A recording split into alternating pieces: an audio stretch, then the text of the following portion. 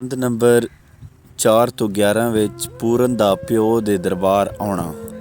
ਸੇ ਸਾਬਤੀ ਵਿਦਿਆ ਸਿੱਖ ਕੇ ਜੀ 12 ਬਰਸ ਗੁਜ਼ਰੇ ਖਬਰਦਾਰ ਹੋਇਆ। ਪੂਰਨ ਪੁੱਤਰ ਰਾਜੇ ਸਲਵਾਨ ਤਾਈਂ ਪਾਨ ਲੈ ਕੇ ਮਿਲਣ ਤਿਆਰ ਹੋਇਆ। ਤੇ ਚੜੀ ਹਿਰਸ ਰਾਜੇ ਸਲਵਾਨ ਤਾਈਂ ਚੁੱਕ ਅੱਡੀਆਂ ਪੱਬਾਂ ਦੇ ਭਾਰ ਹੋਇਆ। ਤੇ ਕਾਦਰ ਯਾਰ ਸੂਰਤ ਰਾਜੇ ਜਦੋਂ ਡਿੱਠੀ ਚੜੀ ਹਿਰਸ ਤੇ ਮਸਤ ਸੰਸਾਰ ਹੋਇਆ। ਤੇ ਜੀਮ ਜਾ ਰਾਜੇ ਸਲਵਾਨ ਆਂਦੀ ਇੱਕ ਇਸਤਰੀ ਹੋਰ ਵਿਆਹ ਕੇ ਜੀ ਉਸ ਦੀ ਜਾਤ ਚਮਿਆਰੀ ਤੇ ਨਾਮ ਲੂਣਾ। ਘਰ ਆਂਦੀ ਸੀ ਐਨ ਮਨਾ ਕੇ ਜੀ ਤੇ ਸੂਰਤ ਉਸ ਜੀ ਚੰਦ ਮਹਿਤਾਬ ਵਾਂਗੂ ਜਦੋਂ ਬੈਠੀ ਸੀ ਜ਼ੇਵਰਾਂ ਪਾ ਕੇ ਜੀ। ਤੇ ਕਾਦਰ ਯਾਰ ਕੀ ਆਖ ਸੁਣਾਵਾਂ ਮੈਂ ਪੰਛੀ ਡਿੱਗਦੇ ਦਰਸ਼ਨ ਪਾ ਕੇ ਜੀ।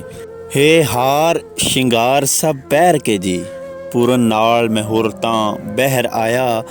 ਤੇ ਕੱਢ ਭੋਰਿਓਂ ਬਾਪ ਦਾ ਭੋਰ ਤਾਜ਼ੀ ਲੱਗਾ ਰੱਖ ਕੇ ਵਿੱਚ ਬਾਜ਼ਾਰ ਆਇਆ। ਖੁਸ਼ੀ ਬਹੁਤ ਹੋਈ ਰਾਣੀ ਛਰਾ ਨੂੰ ਘਰੀ ਦੇਣ ਵਧਾਈ ਸੰਸਾਰ ਆਇਆ। ਤੇ ਕਾਦਰ ਯਾਰ ਮੀਆਂ 12 ਬਰਸ ਪਿੱਛੋਂ ਪੂਰਨ ਰਾਜਿਆਂ ਦੇ ਦਰਬਾਰ ਆਇਆ।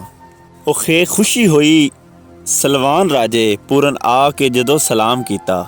ਖੁਸ਼ੀ ਨਾਲ ਨਾ ਮਿਉਂਦਾ ਵਿੱਚ ਜਾਮੇ ਗਊ ਮੰਨੀਆਂ ਤੇ ਪੁੰਨਦਾਨ ਕੀਤਾ।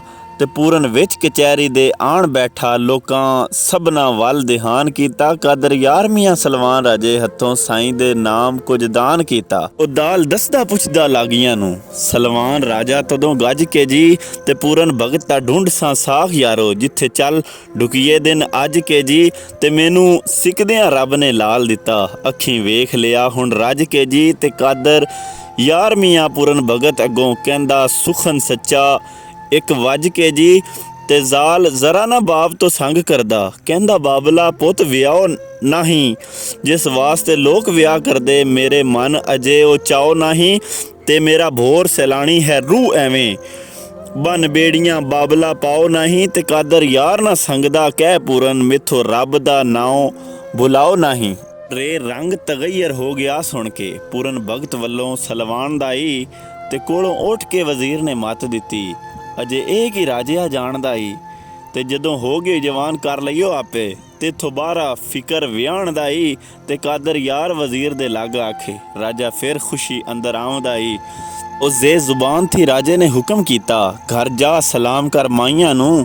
ਤੇ ਜਿਸ ਵਾਸਤੇ ਭੋਰੇ ਦੇ ਵਿੱਚ ਪਾਇਆ ਹੁਣ ਮੋੜ ਨਾ ਖੁਸ਼ੀਆਂ ਆਈਆਂ ਨੂੰ। ਤੇ ਹੁਕਮ ਬਾਪ ਦਾ ਉੱਠ ਕੇ ਮਨ ਤੁਰਦਾ ਅੱਗੇ ਲਾ ਲੈਂਦਾ ਨਫਰਨਾਈਆਂ ਨੂੰ। ਤੇ ਕਾਦਰ ਯਾਰ ਮੈਂ ਸਿਫਤ ਕੀ ਕਰਾਂ ਉਸ ਦੀ ਰੰਨਾ ਵੇਖ ਕੇ ਭੁਲਾ ਨਾ ਸਾਈਆਂ ਨੂੰ ਰੰਨਾ ਵੇਖ ਕੇ ਭੁਲਾ ਨਾ ਸਾਈਆਂ ਨੂੰ।